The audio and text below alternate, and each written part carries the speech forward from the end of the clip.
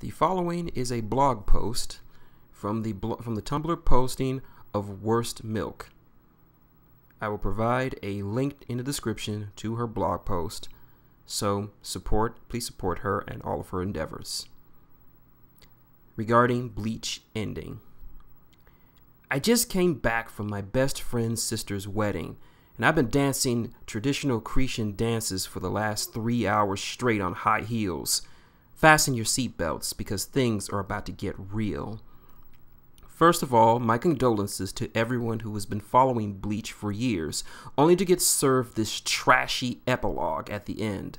An arc that was half left over, horrible pacing, millions of plot holes, unanswered whys and hows, unnecessary characters being on panel for far too long, main characters who were absent, disappointing events. Should I say more? Nah, I'm getting into the point. A huge apology for every single person who got tricked by Tite Kubo for believing that he was actually serious about this ending. Guys, people have been speculating a lot of things, and I'm not going to say that I know what happened because I don't, but I do know one thing. You got played. Hurts, huh?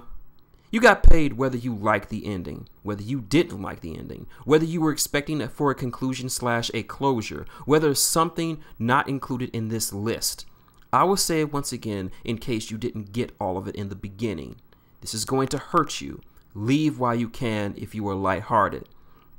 This is mostly because I've seen people trying to understand what happened to Bleach in the last few chapters, and especially at the final one. To people who say that Kubo shot down Orihime aunties, no. If you think even for a second the way Orihime Inoue was treated or portrayed in the series was a way that showed love, you need to reevaluate your life.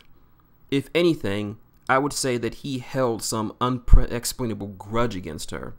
A small parenthesis here to add to this. To people who say that shonen shouldn't have pairings, I would agree or disagree if I knew anything about shonen, but I don't. And to be honest, I'm not interested in learning. What I do know is what happened in Bleach, and if according to its plot, should have pairings or not. You guessed it, my friends, Bleach has so much romance in it. It's almost unreal. That's why I laugh every time when I see fanboys say, "It's shonen, it doesn't have romance." Sorry to break it to you like this, but have you read Bleach? If you would have noticed that romance is such a great deal in it, and honestly, I wouldn't even call it romance. I would name it love. Pure, unconditional love. I never saw anyone complain about romance when Gin's true motives were revealed. I wonder why that is. Should I name a few just to give you a taste? Byakuya and Hisana, Ishin and Masaki, Ryukin and Katagari, Gin and Matsumoto, Hinamori and Toshiro, Shinji, Renji, Orihime, Urikiora, Kyoraku, Nanao, Uryu, even freaking Kenpachi with Unohana for crying out loud, Kaien, Rukia, Ichigo, Yoruichi, Urahara, and so many others. But I never saw anyone complain about their actions being fueled by their love for someone else. Done with this. To people who say that Ichihime was the endgame since day one, no. I am very sorry again. I tried to see it. I really did.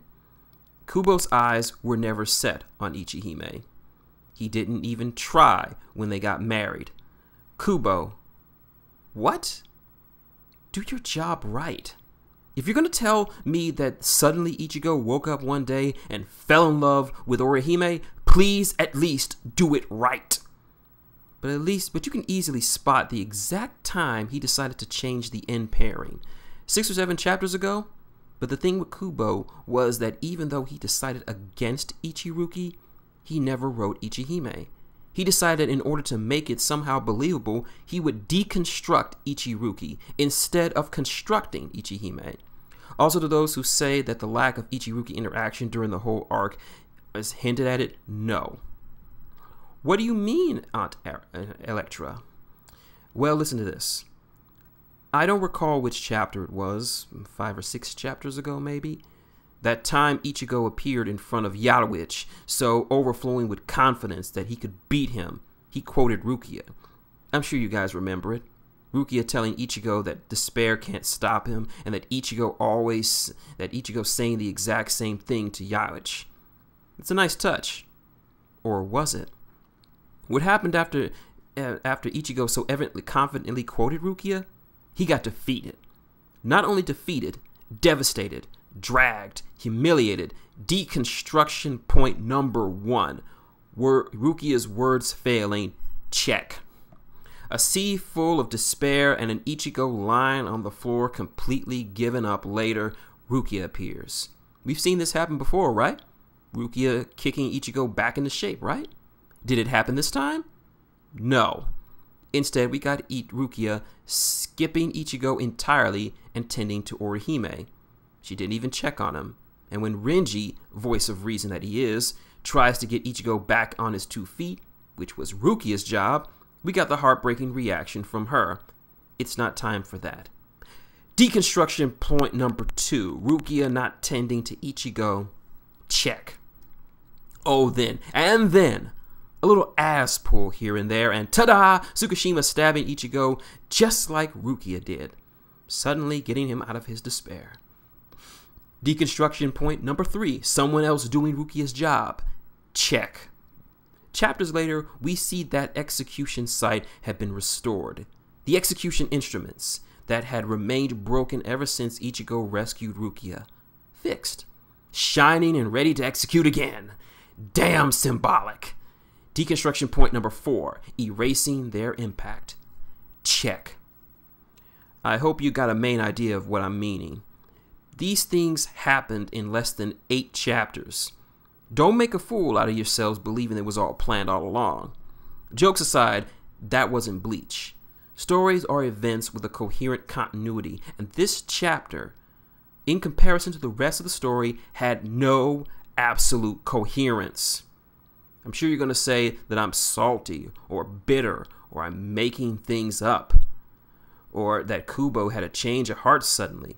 Well, little insolent child, listen to Aunt Electra when she says that no, Kubo did not have a change of heart or whatsoever. What Kubo did was very savage and kind of admirable. What Kubo did was intentional. I know people have pointed it out already, but I'm going to make it easier for you to digest. Kubo burned Bleach at the last chapter. Kubo decided to have a dramatic exit with Bleach, and guess what? He did it. As someone already said, he did a parody of Bleach. I'm going to spell it out for you again. I'm going to spell it out for you here. Chad became a professional fighter, while he had said that he would only use his fists to protect. Ishida became a doctor, while he had said that he would never become one. Ichigo led a human life, while he made it obvious that he preferred being a Shinigami. Orihime being a housewife, rather than she had dreams that filled 5 lifetimes. Do you see it? Do you see that he made his characters exactly what made them the most miserable? Do you understand what I mean when I say that this chapter was so out of character, it felt like it was written by someone who had even read the story? Do you understand when I say that it lacked coherence? Oh, no, don't get me wrong. This doesn't mean I consider Orihime being a housewife, Ichigo being human, Ishida being a doctor, and Chad being a fighter a bad thing. It merely means that the characters themselves said and made apparent their preferences and whatnot. The characters themselves said, I will never be this thing, and then proceeded to be that exact thing. Now imagine this. I hate maths. I hate children. I have said this 1,000 times. It's something that makes me uncomfortable and will definitely make me miserable and unsatisfied. And then I become a high school math teacher. Because this is exactly what happened with Bleach. Is this logical? Is this person who became a math teacher the same person who hates math? The answer is no. And before you think, well, people change, here I am again, offering you a piece of information. People do change. Me being a math teacher, while in the past I have stated that I hate math and children, is in fact possible. But for me to go from I hate math and children to go I love math and children means evolution, which happened in a real timeline. I went through stages. It took me years. I matured up. I became a different person. But I didn't jump from one self to another in one day. And yes, Ichigo, Orihime, Ishida, and Chad didn't go from the one self to another in one day either. It took them 10 years. But, this is a time skip. We did not see it happen. We did not see the evolution. This isn't a considered character development. This is considered bad writing because he disregarded not just major facts about the characters, but the freaking essence of the character. Ichigo, the one who protects. Why did this story happen? Because he felt the need to protect people around him. What was the point of the story? Ichigo being the protector. So suddenly showing an Ichigo who isn't a protector is simply not Ichigo. He literally spent a whole arc over and over again saying this, to the point that his own father decided to take matters into his own hands and return Ichigo's powers. And you expect me to believe that he's fine with it? I never said Ichigo wanted to be a Shinigami. Kubo did. This isn't me voicing my opinion. It's a fact. Don't even give me crap like, if Ichigo had stayed at the Soul Society, he would be away from his friends and family. What? Is this for real? What part of Ichigo prefers being a Shinigami than leading a normal human life don't you understand? Moving on. Orihime has this heartfelt speech before leaving for Hueco Mundo that really made it look like she was going to die. The speech she made was one of somebody who looks back at their life before they die and state their wishes, but more importantly, their regrets. What did Orihime, before she supposedly died, stated that she regrets? Not getting the chance to grow up and live a normal life. Not getting the chance to do all the different things she wanted to do. Not having time. Not being able to travel to what did we see Orihime doing at the end? Being a housewife. Okay, now let me tell you, being a housewife at will is not a bad thing. I'm pretty sure that it's Orihime's choice to stay at home and be the stereotypical housewife. But is this what Orihime said she wanted to do? At what point exactly in her speech did Orihime say, I want to stay home, tend my husband and child? Nowhere. This isn't what Orihime wanted. I don't mean she didn't want to get married and have children. She obviously did. But Orihime wanted to do at least 5 different jobs, not stay at home all day. And I keep saying it because it's not something she said for fun. This was her biggest regret. Again, the argument is the same. Jumping from 5 different jobs to housewife isn't character development. It's bad writing. Chad. Oh, Chad. Chad, despite his figure, was the most gentle of the Nakama. He was the real pacifist. Chad took pride in his figure because it was his heritage. Chad took pride in himself because he would use his power only to protect. Suddenly being served to Chad, who fights professionally for money, is bad writing. Is out of character. Need I say more? Last, but certainly not least, Ishida, my beautiful son. He was the one who hurt me the most to see like this. Ishida had amazing character development. Ishida had this beautiful speech a couple of chapters back about his Nakama. Ishida, who originally was the rival, the loner, the outsider, making a speech for his friends, for sacrificing his life for his friends. Boy, was that beautiful. I loved his dynamic with Ichigo. The two were so alike. They loved each other so much. They had an amazing relationship. Okay, back to the point. Ishida was the one who had a bad relationship with his father. He was so surprised when his father came to save him. He was the one with the real family problems. Because while the other Nakama may not have had a family, he was the one who, for one, lost his mother, and for 2, was rejected by his father. He didn't even call him father. And at the end, he became exactly like his father. And weirdly enough, after that Nakama speech, he was suddenly all alone. Do you see why this chapter lacked coherence? No, Kubo isn't that bad of a writer to do something like that. It wasn't a mistake. It was completely, utterly, unbelievably intentional. It's called irony. It's called satire. I can almost hear the cries and screams coming from Japan and the rest of the world who actually wanted a decent closure. The arc was left literally half finished. you believe this?